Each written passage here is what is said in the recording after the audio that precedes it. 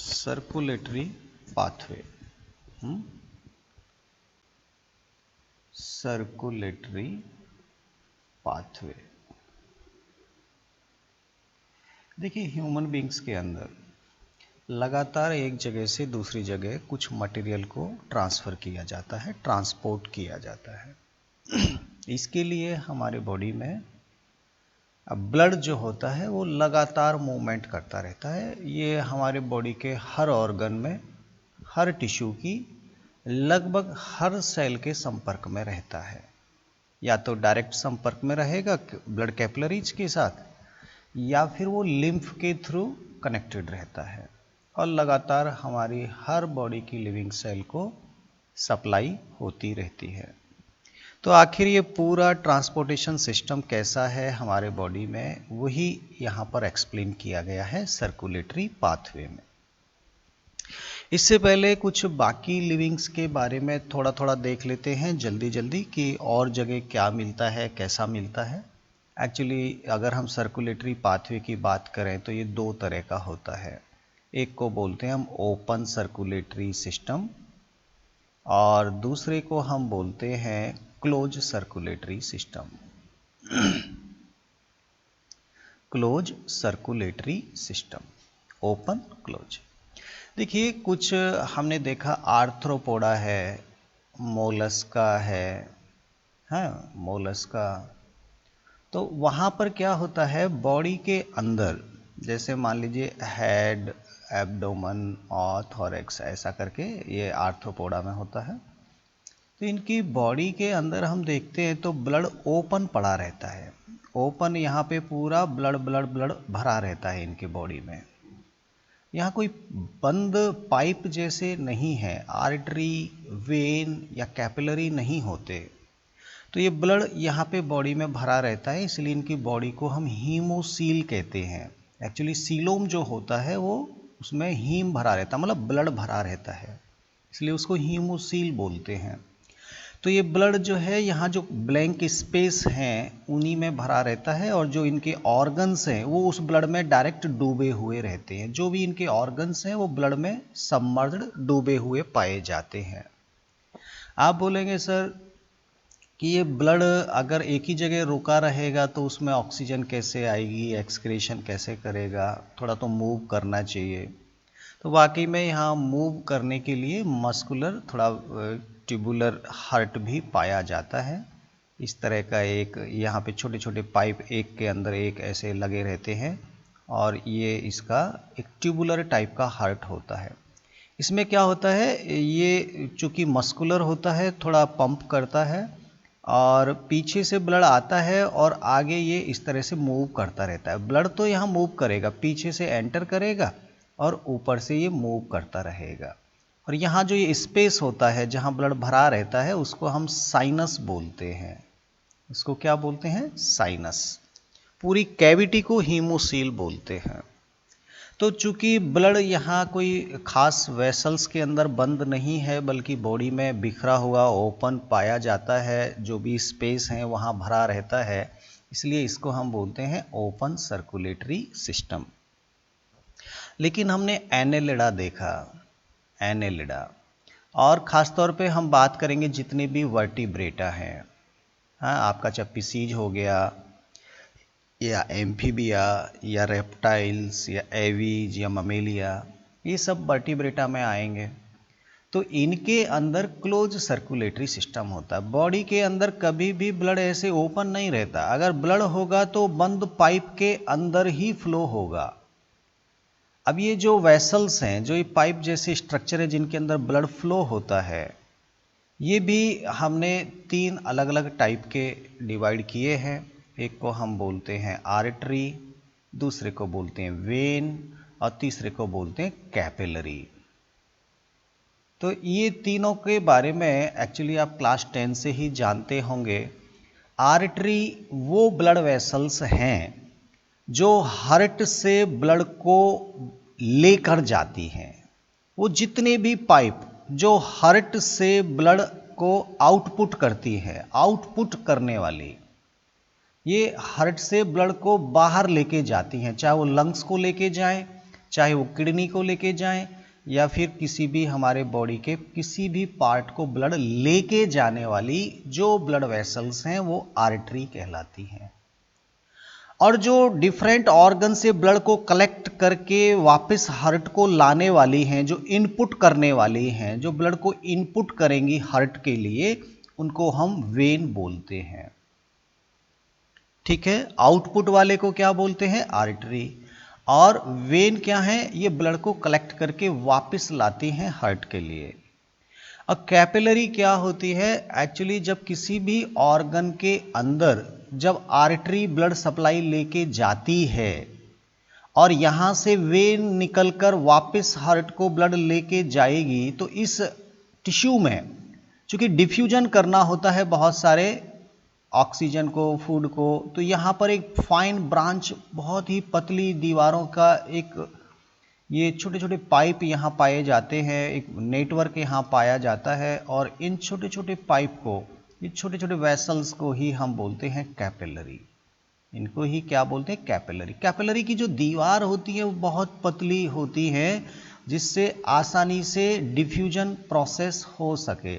यहाँ पे कोई सेल है तो आसानी से डिफ्यूज होके इसमें मटेरियल जा सकता है और इसका मटेरियल इसमें आ सकता है। ये इतने बहुत ही पतले पतले बारीक ये होते हैं और हर ऑर्गन में इनका एक नेटवर्क पाया जाता है। हाँ, हमने वहाँ लंग्स एल्वियोलाई के पास भी देखा था। रेस्पिरेशन में लंग्स की एल्वियोलाई के पास कौन आई थी? ब्लड कैपिलरीज ही आई थी, जो यहाँ डिफ्यूजन करके ऑक्सीजन लेके गई और अपना CO2 छोड़ के गई। तो हर ऑर्गन में इस तरह का ब्लड कैपिलरीज का नेटवर्क मिलता है। हम ये भी कह सकते हैं कि ब्लड कैपिलरी कहीं ना कहीं आर्टरी को वेन के साथ कनेक्ट करती हैं। ये यहाँ पर एक्सचेंज होगा और ये ही आर्टरी को वेन से कनेक्ट करती हैं। तो इस तरह के ये क्लोज सर्कुलेटरी सिस्टम में हमेशा ब्लड का फ्लो वेसल्स के अंदर होता है, ट्यूबुलर स्ट्रक्चर के अंदर होता है, कभी भी ओपन नहीं होता। इनके जो बॉडी के ऑर्गन्स हैं, उन ऑर्गन्स में सीधा पाइप से ब्लड जाएगा, ओपन नहीं बिखरा रहेगा। ब्लड तो हमेशा वेसल्स में ही रहेगा। थोड़ा सा लिम्फ आ सकता है टिश्यू में, और वहाँ पर टिश्यू फ्लूइड के रूप में लिम्फ आपको दिखाई दे सकता है, लेकिन ब्लड नहीं आएगा। हम उसको ब्लड नहीं कह सकते। Is that clear? तो ये आपका क्लोज और ओपन टाइप का सर्कुलेटरी सिस्टम हो जाएगा। नेक्स्ट हम बात करते हैं कि कुछ अलग अलग टाइप का, जिनमें मान लीजिए क्लोज सर्कुलेटरी सिस्टम है, वहाँ पर भी सबका सिस्टम एक जैसा नहीं है। कहीं पर हम बात करते तो हमने जब 9th में या 11th में जब हम क्लासिफिकेशन पढ़ते हैं तो हमने पढ़ा था कि जो फिश होती हैं, पिसीज जो होती है, उसमें 2 चैम्बर हार्ट होता है। 2 चैम्बर में क्या होगा? एक एट्रियम होता है और एक वेंट्रिकल होता है। बस ये 2 ही चैम्बर होते हैं फिश में। एम्फीबिया की जब हम बात करते हैं तो एम्फीबिया में 3 चैम्बर हार्ट हो जाता है, और 3 चैम्बर में 2 एट्रियम होंगे और एक यहां वेंट्रिकल होगा। ऐसे अगर हम रेप्टाइल की बात करें, थोड़ा ये यहां से क्वेश्चन पूछे जाते हैं, इसलिए मैं ये समझा रहा हूं। तो रेप्टाइल में भी 3 चैम्बर ही होता है, लेकिन यहां का जो क्रोकोडाइल है उसमें 4 चैम्बर हार्ट होता है। रेप्टाइल में थोड़ा ध्यान देने की बात है। 4 चैम्बर, तो 3 चैम्बर अगर हम नॉर्मल मानते हैं तो बिल्कुल 2 एट्रियम और 2 वेंट्रिकल होंगे, एक वेंट्रिकल होगा। ठीक है, ये 3 कंडीशन। और जो आपके एवीज है, ममेलिया है, ये तो चूंकि हॉट ब्लड एनिमल है, हॉट ब्लड एनिमल को अपना बॉडी का इंटरनल टेम्परेचर कांस्टेंट रखना होता है। बहुत एनर्जी की जरूरत होती है इन एवीज और ममेलिया को। इनकी बॉडी को बहुत एनर्जी का डिमांड होता है। ज़्यादा एनर्जी चाहिए मतलब ज़्यादा ऑक्सीजन की सप्लाई होना चाहिए। इसलिए यहाँ पर कभी भी ऑक्सीजनेटेड ब्लड डीऑक्सीजनेटेड के साथ मिक्स नहीं होता, और इसीलिए यहाँ पर 4 चैम्बर अरेंजमेंट ही पाया जाता है। 2 एट्रियम होंगे और 2 वेंट्रिकल होंगे।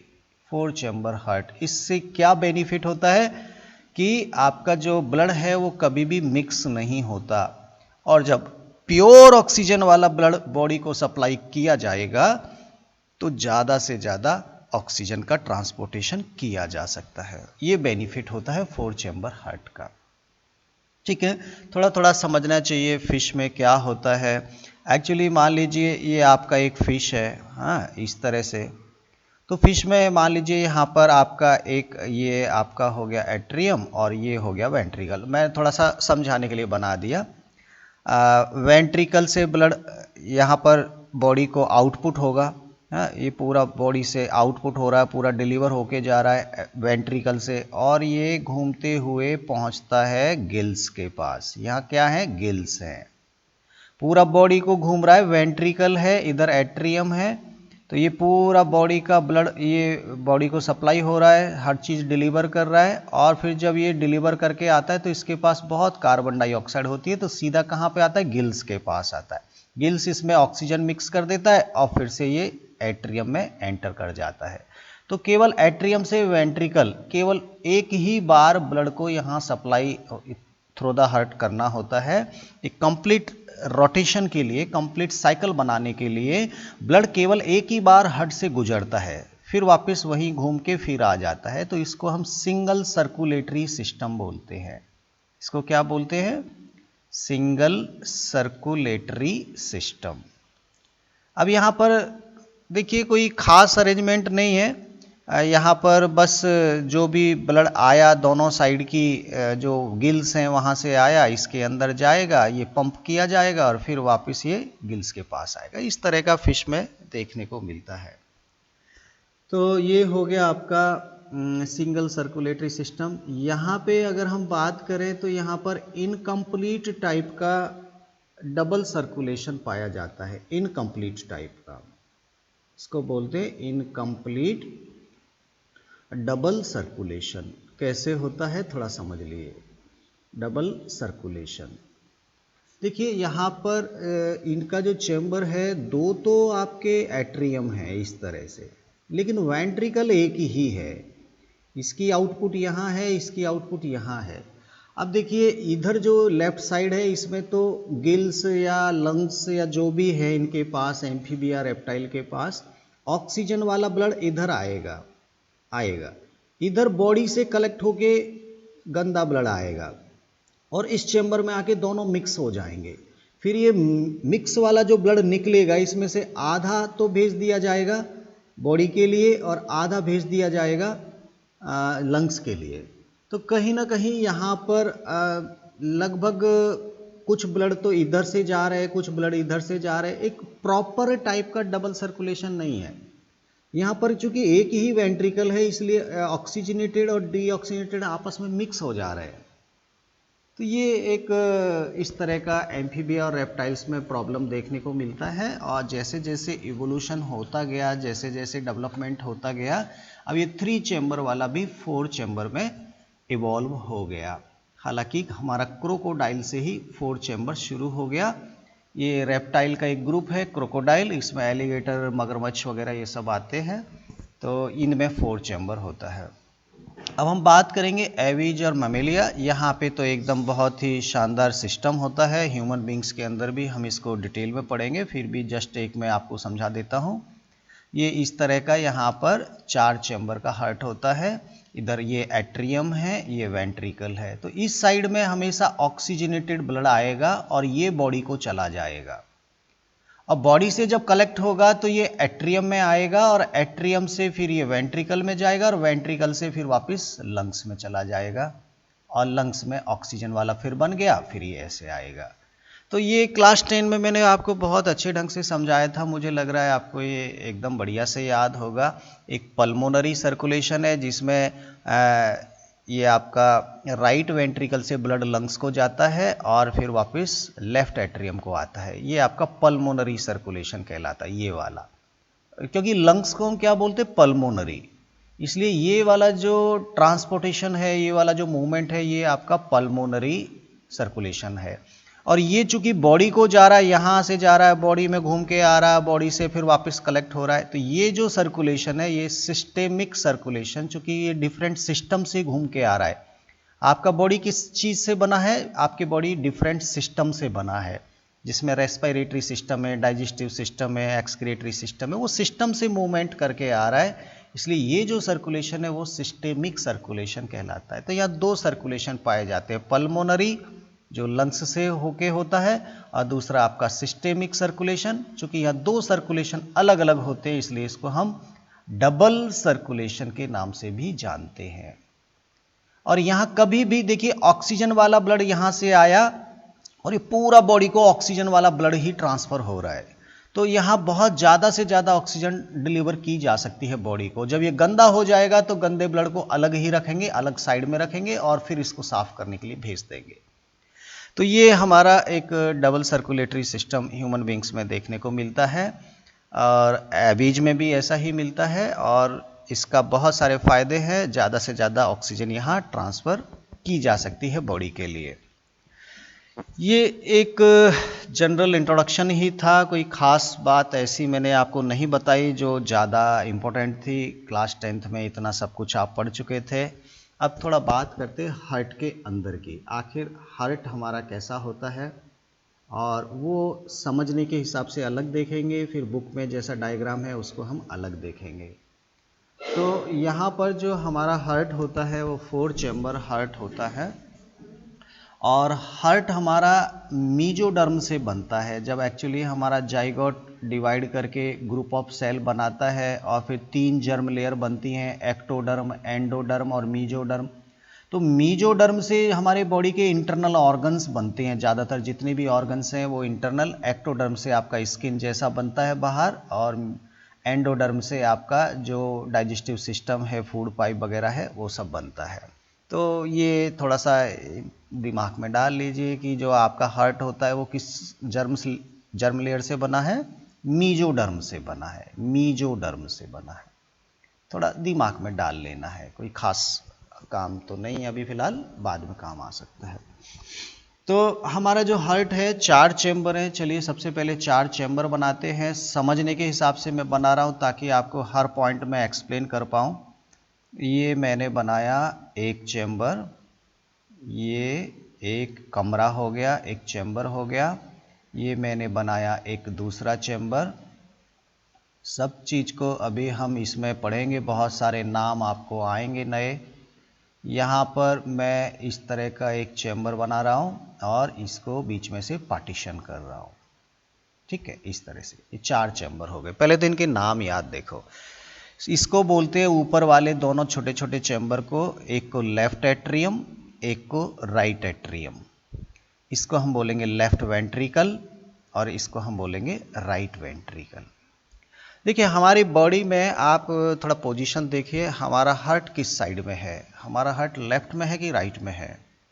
हमारा हार्ट जो होता है वो लेफ्ट साइड में मौजूद होता है। कहाँ होता है? थोरेसिक चैम्बर में होता है। थोरेसिक चैम्बर में होता है।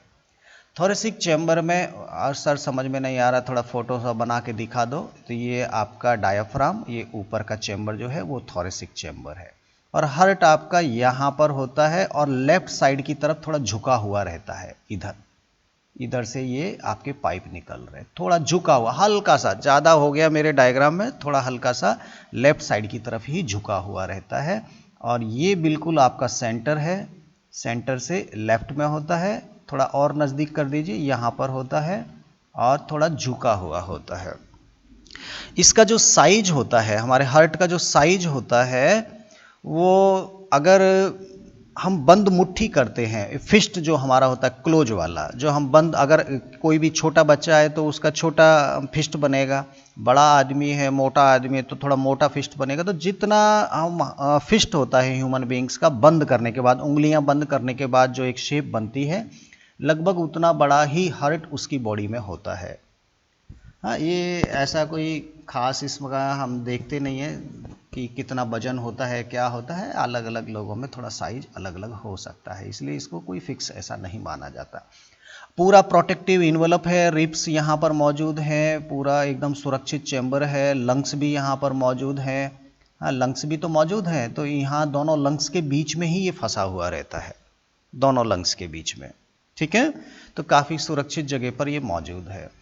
अब बात करते हैं कि इसकी सेफ्टी होना बहुत ज़रूरी है। इसके लिए इसकी पूरी जो आउटर कवरिंग है वहाँ पर एक बाहर बाहर चिपकी हुई मेम्ब्रेन पाई जाती हैं जो इसको चारों तरफ से कवर कर लेती हैं। हाँ, ये मेम्ब्रेन दो होती हैं, इनका भी ध्यान रखना। एक मेम्ब्रेन मैंने ये वाली बना दी और एक जस्ट इसके बाहर बनाता हूँ, और बीच में थोड़ा लिक्विड बना के रखना है। थोड़ा जैसे हमने लंग्स में भी देखा था, लंग्स में भी दो प्लूरल मेम्ब्रेन थी, दोनों प्लूरल मेम्ब्रेन के बीच में प्लूरल फ्लूइड भरा पड़ा था। ऐसे ही हमारा जो लंग्स है, चूंकि इसको हम कार्डियक बोलते हैं, लंग्स से रिलेटेड शब्द है कार्डियक, तो कार्डियक के लिए जो दो मेम्ब्रेन है इनको हम कार्डियक मेम्ब्रेन बोलेंगे दोनों को। और इनके बीच में रहता है एक फ्लूइड जो इसको शॉक से बचाता है, थोड़ा फ्रिक्शन से बचाता है, और इसका मौजूद होना बहुत ज़रूरी है। हाँ, तो ये जो इंटरनल मेम्ब्रेन है वो इसकी हार्ट की आउटर सरफेस से बिल्कुल चिपकी हुई रहती है। मैं तो केवल डायग्राम में आपको समझाने की कोशिश कर रहा हूँ कि इंटरनल और एक्सटर्नल दो मेम्ब्रेन होती है। कार्डियक मेम्ब्रेन इनको हम बोलेंगे, या पेरिकार्डियम बोल सकते हैं। पेरी मतलब चारों तरफ, पेरिकार्डियम। और इनके अंदर जो फ्लूइड भरा रहता है वो कौन सा होगा? पेरिकार्डियल फ्लूइड इनके अंदर भरा रहता है। अब देखिए लेफ्ट साइड में है, तो जो आदमी खुद लेफ्ट में रहता है तो उसकी लेफ्ट साइड में अच्छा चीज आना चाहिए कि बुरा चीज आना चाहिए? जो आदमी खुद लेफ्ट में है तो इसका लेफ्ट साइड में हमेशा अच्छा चीज होगा, मतलब ऑक्सीजनेटेड ब्लड इसका फ्लो होता है लेफ्ट साइड में, ऑक्सीजनेटेड ब्लड। इधर जो ब्लड आएगा वो ऑक्सीजन वाला होगा, लेफ्ट साइड वाला पूरा। और राइट में थोड़ा सा गंदा ब्लड रहेगा, मतलब डीऑक्सीजनेटेड ब्लड इसके राइट साइड में रहेगा। ठीक है, थोड़ा थोड़ा याद करते चलिए। लेफ्ट साइड में हमेशा ऑक्सीजनेटेड, राइट साइड में हमेशा डीऑक्सीजनेटेड। अब इनकी दीवारों की थोड़ी बात करते हैं। इनकी जो वॉल बनी है वो पूरा मसल्स से बनी है। हाँ, पूरा मसल्स से बनी है। एट्रियम की दीवार है, ये भी मसल्स से बनी है। मसल्स भी स्पेशल है जिनको हम कार्डियक मसल्स बोलते हैं। ये मसल्स केवल हार्ट में पाई जाती हैं। तो ये आपका एट्रियम का दीवार मैंने बना दिया यहाँ पर। ये दोनों एट्रियम की दीवारें लगभग एक जैसी होती हैं, ज़्यादा थिक नहीं है फिर भी मजबूत तो होती हैं काफ़ी। ठीक है, चैम्बर है, प्रेशर क्रिएट करना है, मसल्स को मूवमेंट करना है, तो ये दीवारें काफ़ी बढ़िया होती हैं, लेकिन फिर भी ज़्यादा मोटी नहीं होती। सबसे ज़्यादा मोटी जो दीवार होती है वो होती है लेफ्ट वेंट्रिकल की। ये दीवार बहुत मोटी पाई जाती है क्योंकि इसको बहुत ज़्यादा प्रेशर क्रिएट करना होता है, चूँकि इसे पूरी बॉडी को ब्लड आगे पंप करना होता है। तो ये इनकी दीवारों को मैंने बनाया काफ़ी थिक। वेंट्रिकल कंपैरेटिवली एट्रियम की बजाय वेंट्रिकल की दीवारें मोटी होती हैं, इतना दिमाग में होना चाहिए। ठीक है, ये मैंने यहाँ पर थोड़ा थिक वॉल बना दिया। ये जो आपका कार्डियक मसल्स है उससे ये बनी हुई दीवारें होती हैं। ठीक है, सबसे ज़्यादा मोटी दीवार किसकी होगी? लेफ्ट वेंट्रिकल की होगी। ये हो गया इनका दीवारों के बारे में। अब थोड़ा इनके नाम जानने की कोशिश करते हैं। दोनों एट्रियम के बीच में जो ये पार्टीशन है, जो पर्दा है, तो हम बात करेंगे यहाँ पर जो एट्रियम के बीच में जो पार्टीशन हो रहा है, ये जो बीच का पर्दा है इसको क्या बोलेंगे? एक्चुअली इधर भी एट्रियम है, इधर भी एट्रियम है, दो एट्रियम के बीच का पर्दा है, इसलिए इसको हम बोलेंगे इंटर एट्रियल सेप्टम। सेप्टम का मतलब होता है पर्दा, इंटर एट्रियल सेप्टम इसको हम बोलेंगे, दो एट्रियम के बीच का पर्दा। ठीक है, तो सिंपल है, कोई खास ऐसा नाम कॉम्प्लिकेटेड नहीं है। यहाँ की बात करेंगे, दो वेंट्रिकल के बीच का जो पार्टीशन है, दो वेंट्रिकल के बीच का है, इसको हम बोलेंगे इंटर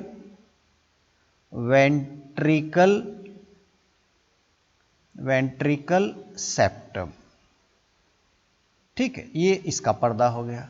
अब इनकी क्या बात करें, ये जो पर्दे हैं, ये वाला जो पर्दा है ये एट्रियम और वेंट्रिकल के बीच का है, इनको बोलेंगे एट्रियो वेंट्रिकल सेप्टम। हाँ, इनको क्या बोलेंगे? Atrio ventricle septum. तो जस्ट केवल ये नाम याद हमको करना था, नाम याद हो गए। यहाँ पर एक खास बात जो मैं अभी आपको समझाऊंगा, ये जो कमरा है ये पूरा बंद नहीं है, इसमें एक इनकमिंग हो रहा है, एक आउटगोइंग हो रहा है। फिलहाल डायग्राम में आपको समझाता हूँ सिंपल वे में। यहाँ पर कहीं ना कहीं डीऑक्सीजनेटेड ब्लड आएगा और वो यहाँ पर ब्लड लाएगा, यहाँ पर ब्लड आएगा, तो एक ओपनिंग तो यहाँ पर होगा इसका। ये डायग्राम जस्ट समझाने के लिए है, आपको बुक का डायग्राम बाद में दिखाऊंगा मैं, ठीक है। तो यहाँ पर क्या आ रहा है? डीऑक्सीजनेटेड ब्लड आ रहा है इधर से। कहाँ से आएगा डीऑक्सीजनेटेड ब्लड? ये बॉडी से आएगा। भाई बॉडी में ही तो डीऑक्सीजनेटेड ब्लड बनाया जाता है, फिर वहाँ से रिलीज होगा, तो ये बॉडी से आ रहा है ये गंदा वाला ब्लड। और ये आ गया है आपका राइट एट्रियम में। क्लियर हो गया? राइट एट्रियम का जो ये गंदा डीऑक्सीजनेटेड ब्लड आया, वो यहाँ पर एक छोटा सा ओपनिंग है, एक यहाँ पर एक छोटा सा स्पेस है जहाँ से ब्लड इसके अंदर आएगा। एक वाल्व है, एक गेट यहाँ पर मौजूद है, और गेट पर कुछ प्रोटेक्टिव वाल्व लगे हैं जिनका नाम आपको याद करना है। वाल्व लगे हैं, यहाँ पे एक छोटा सा छेद है और छेद पर कुछ इस तरह के फ्लैप लगे हैं जो बैक फ्लो को रोकते हैं। और इस वाल्व को, इस गेट को हम बोलते हैं ट्राइकस्पिड वाल्व। इसको क्या बोलते हैं? Tricuspid valve. नाम याद रखना है। ट्राइकस्पिड किस साइड में होता है? राइट साइड में होता है। ठीक ऐसे ही लेफ्ट एट्रियम और लेफ्ट वेंट्रिकल के बीच में भी एक ओपनिंग है और वहां पर भी वाल्व लगे हैं जो बैक फ्लो को रोकते हैं। उन वाल्व को नाम दिया गया बाइकस्पिड वाल्व। Bicuspid valve. इधर तो ऑक्सीजन वाला ब्लड है ना, तो ऑक्सीजन वाला तो बेचारा सीधा साधा अच्छा है, दो गेट से ही काम चल जाएगा, दो वाल्व ही काम चला देते, तो यहाँ दो वाल्व होते। इधर थोड़ा ये खतरनाक टाइप का है, डीऑक्सीजनेटेड है, इसको तीन तीन वाल्व लगाए। ऐसे थोड़ा दिमाग में डालना है, कैसे भी करके याद करना है, नहीं तो कन्फ्यूजन होगा ट्राइकस्पिड लेफ्ट में होता है कि राइट में होता है। तो ये थोड़ा सा आपको नाम याद करना है। इसका जो बाइकस्पिड वाल्व है, इसका एक नाम और है, वो भी बहुत कन्फ्यूजन करता है, वो बहुत पूछा भी जाता है एग्जाम में। बाइकस्पिड वाल्व को ही हम मिट्रल वाल्व बोलते हैं। मिट्रल वाल्व, तो ये मिट्रल वाल्व हम बाइकस्पिड को ही बोलते हैं। एक्चुअली देखिए होता क्या है, ये पूरा दीवार है, ये छेद बना है, इस तरह के कुछ फ्लैप जैसे होते हैं और इनसे होके ब्लड आता है तो आराम से आ सकता है, और जब वापस इधर से जाने की कोशिश करता है तो ये दरवाजे बंद हो जाते हैं, ये ढक्कन बंद हो जाते हैं। तो ये जो फ्लैप से लटके हैं इनको वाल्व हम बोल रहे हैं। हाँ, कोई ज़्यादा ऐसा परेशानी वाली बात नहीं है। तो लेफ्ट एट्रियम में भी एक ओपनिंग होना है, पहले तो वहाँ ब्लड आना चाहिए कहीं से। हाँ, ये ब्लड आएगा इसके अंदर, तो ये इधर ऑक्सीजन वाला आएगा, तो ऑक्सीजन वाला कहाँ से आएगा? इधर कहीं ना कहीं लंग्स होगा, लंग्स से ही तो आएगा। तो लंग्स यहाँ पर मौजूद हैं। लंग्स से जब ऑक्सीजन वाला ब्लड जब निकलता है तो लंग्स का ब्लड सीधा आता है लेफ्ट एट्रियम में। ठीक है, लेफ्ट एट्रियम से ये बाइकस्पिड वाल्व से जाएगा लेफ्ट वेंट्रिकल में, और ये यहाँ से ब्लड को आउटपुट करेगा, तो पूरी बॉडी को ऑक्सीजन वाला ब्लड भेजेगा, पूरी बॉडी को ऑक्सीजन वाला ब्लड भेजेगा और बॉडी में ऑक्सीजन डिलीवर करेगा। और जब वो बॉडी में ऑक्सीजन डिलीवर हो जाएगी, वहाँ का CO2 ले लेंगे, तो फिर ये वेन्स आपके यहाँ से शुरू हो गई, ये वेन्स यहाँ से इधर आएंगे। अब इधर जो डीऑक्सीजनेटेड ब्लड है इसको भी ऑक्सीजन लेने जाना है। सपोज यहाँ से मैंने आउटपुट बना दिया इसका, तो ये जो ब्लड जा रहा है ये जाएगा फिर लंग्स के पास, बोले कि मेरे पास CO2 बहुत ज़्यादा हो गया, अब तुम इसको साफ करो। ये जो वाल्व है वो इधर से जा रहा है, तो ये जो रास्ता है वो डबल सर्कुलेटरी सिस्टम दिख रहा है। चूंकि एक कंप्लीट सर्कुलेशन में अगर हम ब्लड को मान लीजिए लेफ्ट एट्रियम से शुरू करते हैं, ब्लड यहाँ से चला तो लेफ्ट वेंट्रिकल को गया, लेफ्ट वेंट्रिकल से यहाँ से गया, फिर बॉडी को आया, बॉडी से जाके इधर आया और एक बार फिर से एंटर कर गया हार्ट के अंदर। फिर इधर आ गया और फिर ये वापस गया और तब जाकर इसकी कंप्लीट यात्रा पूरी हो पाई। तो for a complete circulation it is must required to pass through the heart minimum 2 times. Blood को कम से कम 2 बार गुजरना पड़ता है हार्ट से होकर, इसलिए इसको नाम दिया गया डबल सर्कुलेटरी सिस्टम। अब इन पाइप के नाम याद करना है, कौन पाइप ला रहा है कौन लेके जा रहा है। देखिए जो इनकमिंग करेगा वो तो आपका वेन होगा, जो आउटगोइंग करेगा वो आर्टरी होगा। तो ये लेफ्ट वेंट्रिकल से जो पाइप निकल रहा पूरी बॉडी को, लेफ्ट राइट अपर लोअर हर जगह को यहाँ से ब्लड आउटपुट होगा। तो ये बहुत बड़ी आर्टरी पहले निकलती है, फिर उसकी ब्रांच हो जाती है लेफ्ट राइट और ये सब। तो ये जो पाइप है, ये जो ओपनिंग है यहाँ, ये इसको हम बोलते हैं एओर्टा। इसको क्या बोलते हैं? एओर्टा। आर्टरी सबसे बड़ी आर्टरी, फिर उसकी ब्रांच बाद में लगेंगी। तो ये एओर्टा कहलाता है, इसका नाम याद करना है। ठीक है, ये आर्टरी ही हो गई। अब ये आर्टरी जो है ये लंग्स को जा रही है, ये आर्टरी है क्योंकि आउटगोइंग हो रहा है, आउटगोइंग हो रहा है तो मतलब आर्टरी है, आर्टरी है और लंग्स को जा रही है, इसलिए इसका नाम हम देंगे पल्मोनरी आर्टरी। इसका नाम क्या होगा? Pulmonary artery. ठीक है, नाम याद हो जाएगा। और ये लंग्स से ब्लड लाने वाली है, इसलिए ये वेन है, लेकिन ये लंग्स से आ रही है इसलिए इसका नाम है पल्मोनरी वेन। इसका नाम क्या है? पल्मोनरी वेन, जो इधर ऑक्सीजन वाला ब्लड ला रही है। अब एक ये रह गया, इसमें ब्लड कलेक्ट हो रहा है लेफ्ट से राइट से हर जगह से, लेकिन एक ही पाइप से आके खुल रहा है, तो इस पाइप को हम बोलते हैं वीना कावा। वेन है लेकिन वेन, बहुत सारी वेन जब आपस में जुड़ जाती हैं एक कॉमन पाइप बना लेती हैं तो उसको हम बोलते हैं वीना कावा। तो वीना कावा आपका खुलता है राइट एट्रियम में। ये 4 ओपनिंग मैंने आपको समझाने की कोशिश किया। ठीक है, अब वाल्व हो गए हमारे बाइकस्पिड वाल्व और ट्राइकस्पिड वाल्व, लेकिन ये जो एओर्टा निकल रहा है आपका, ये जो आर्टरी आपकी निकल रही है, यहाँ आउटपुट केवल होना चाहिए। अगर ब्लड वापस आना शुरू करेगा तो प्रॉब्लम करेगा, इधर से जो ब्लड निकला अगर वापस आ गया तो प्रॉब्लम करेगा, इसलिए यहाँ पर भी वाल्व होते हैं। इन आर्टरी के अंदर भी वाल्व होते हैं, इन वाल्व के नाम याद करना है। ये केवल आउटगोइंग करवा सकते हैं, इनकमिंग नहीं होगा। देखिए वाल्व कैसे होते हैं, ये पाइप है, इसमें इस तरह के वाल्व लगे हैं, तो इसमें ऊपर से ब्लड आएगा तो आराम से नीचे जा सकता है, लेकिन अगर नीचे से आएगा तो ये वाल्व इस तरह से बंद हो जाएंगे, एक दूसरे से जुड़ जाएंगे, और ये बंद हो जाने से नीचे से ऊपर नहीं जा सकता ब्लड। बैक फ्लो को रोकने का हेल्प करते हैं। ये ऐसे ही वाल्व यहाँ होते हैं, एओर्टा में होते हैं और पल्मोनरी आर्टरी में भी होते हैं। दोनों का एक ही नाम है, कोई कन्फ्यूजन नहीं है। बैक फ्लो को रोकने का इनका फंक्शन है। इनको हम बोलते हैं सेमी लूनर वाल्व।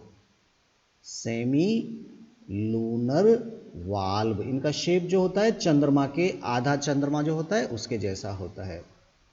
तो सेमी लूनर वाल्व, हमको 3 वाल्व के नाम याद करने हैं, ट्राइकस्पिड वाल्व, बाइकस्पिड वाल्व और सेमी लूनर वाल्व। याद भी रखना है कौन से वाल्व कहाँ होते हैं।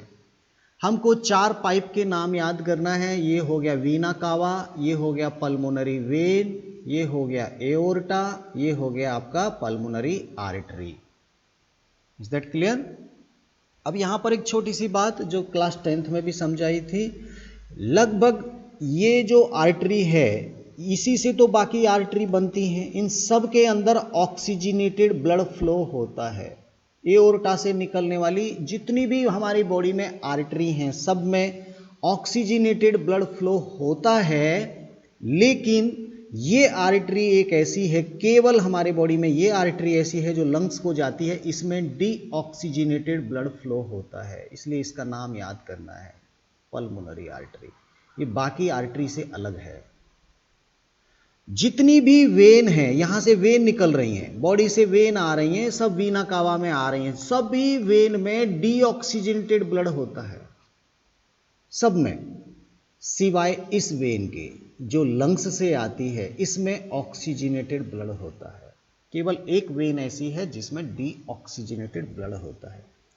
अगर आर्टरी और वेन की दीवारों की थोड़ा हम कंपैरिजन करें तो आर्टरी में बहुत हाई प्रेशर के साथ ब्लड फ्लो होता है, प्रेशर के साथ आउटगोइंग हो रहा है, इसलिए इनकी दीवारें वेन की बजाय मोटी पाई जाती हैं और इनमें वाल्व भी पाए जाते हैं। यहाँ पर ये एओर्टा में और यहाँ पर, और जगह नहीं है और अंदर नहीं है। अंदर तो प्रेशर है, तो प्रेशर है तो वहाँ पे वाल्व की जरूरत नहीं है। जो वेन है, वेन में चूंकि अब स्लो स्पीड से ब्लड जा रहा है, नीचे से ऊपर चढ़ा रहे तो वापस वो फिसल सकता है ब्लड, इसलिए वहाँ बीच बीच में छोटे छोटे वाल्व पाए जा सकते हैं।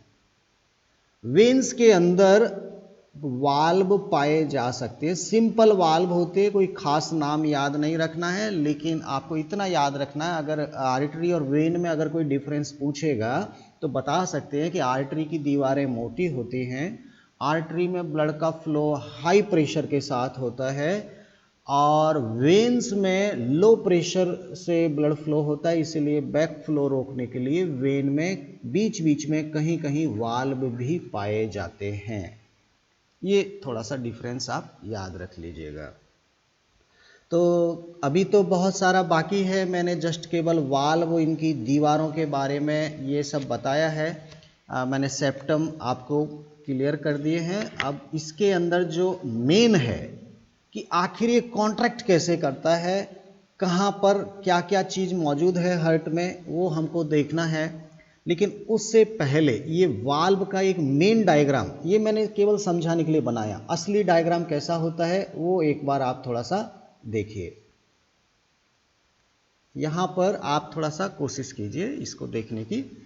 देखिए ये जो पार्ट है, ये पार्ट आपका एक चैम्बर हो गया जिसे हम बोल रहे हैं राइट एट्रियम।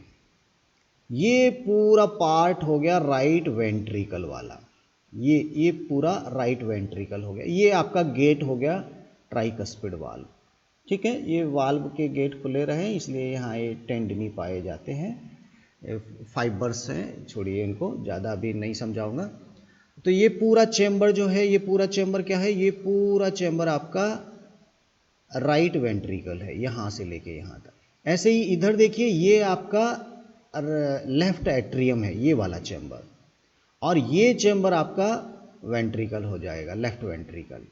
अब देखिए लेफ्ट वेंट्रिकल को अपना ब्लड बाहर निकालना है तो ये इसके अंदर यहाँ होके छेद बना है और ये पूरा निकल रहा है, यहाँ से पूरा ब्लड निकल रहा है, इसके अंदर होके एक पाइप है पूरा वो निकल रहा है। अभी मैंने तो यहाँ से बना दिया था, लेकिन इस चेम्बर का जब प्रेशर क्रिएट होगा तो इसके अंदर जो रास्ता है वो ये निकल के आ रहा है, एओर्टा। इसका जो ब्लड देखिए यहाँ से आ जाएगा, आने के बाद यहाँ से जब प्रेशर होगा तो इसके अंदर से जाएगा और ये जो पाइप है इसके अंदर से आउटपुट होगा। मतलब चारों जो पाइप हैं दोनों ऊपर से आने वाले और दोनों ऊपर जाने वाले, ऊपर से ही निकलते हैं। मैंने डायग्राम में आपको क्या बता दिया कि ये यहाँ से निकल रहा है केवल समझाने के लिए, जबकि इसका भी जो प्रेशर है जब क्रिएट होगा तो यहीं से निकलेगा, इसका भी जो प्रेशर है वो भी यहीं से निकलेगा, यहीं से आ रहा है, यहीं से जा रहा है, यहीं से आ रहा है। तो ऊपर काफ़ी एक नेटवर्क यहाँ पे पाया जाता है देखने के लिए। ये नेटवर्क आपको दिखाई दे रहा होगा, देखिए कितना बड़ा गुच्छा सा हो रहा है, ये आ भी रहा है जा भी रहा है। तो आप थोड़ा इस डायग्राम को बनाने की कोशिश करना। इसके अंदर अभी बहुत कुछ ऐसा है जिसे मैं कल की क्लास में पूरा कर पाऊँगा, अभी आज कवर नहीं कर सकता, ठीक है। तो आज का क्लास तो यहीं पे रोकेंगे।